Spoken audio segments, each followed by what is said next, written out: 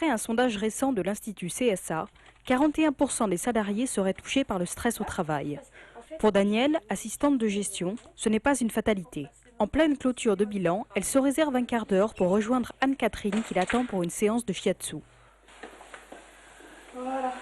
Pas besoin de se dévêtir, le shiatsu se pratique sur le corps habillé dans des vêtements de tous les jours. Il suffit de prendre place sur la chaise de massage ergonomique et de se laisser aller. Par une série de pressions, d'étirements et d'oscillations, ce massage apaise et redonne de la vitalité en un minimum de temps. L'activité shiatsu s'est mise en place à l'initiative de l'association socioculturelle de la Chambre de commerce et d'industrie de Strasbourg, qui fonctionne un petit peu comme un comité d'entreprise. Les gens s'inscrivent directement auprès de moi quand ils sont intéressés. J'établis un planning de passage en réservant une plage de 25 minutes par personne qui permet aux gens de s'installer tranquillement et de bénéficier de 15 minutes de soins dans leur journée. Les patients réguliers me disent que grâce au shiatsu, leurs problèmes de dos s'estompent, leurs problèmes de stress s'apaisent.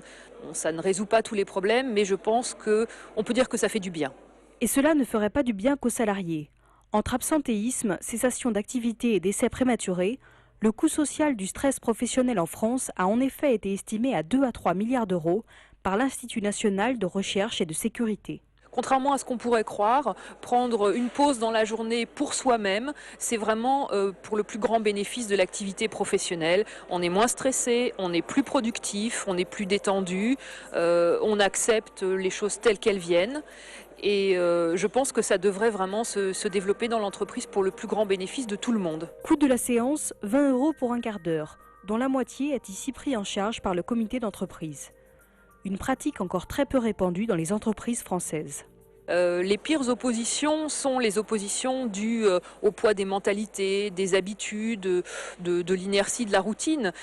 Concrètement, c'est très facile à mettre en place. Qu'est-ce qu'il faut? Il faut mettre à disposition une salle pendant les heures de déjeuner, c'est-à-dire environ entre 11 h et 14h30, 15 h, et éventuellement le soir au moment de la sortie des bureaux. Ça n'est même pas nécessairement pris sur le temps de travail, ça peut être pris à la fin de la journée ou dans les pauses.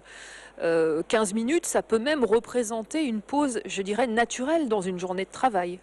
Et ce n'est pas Danielle qui dira le contraire. On se sent un petit peu revivre.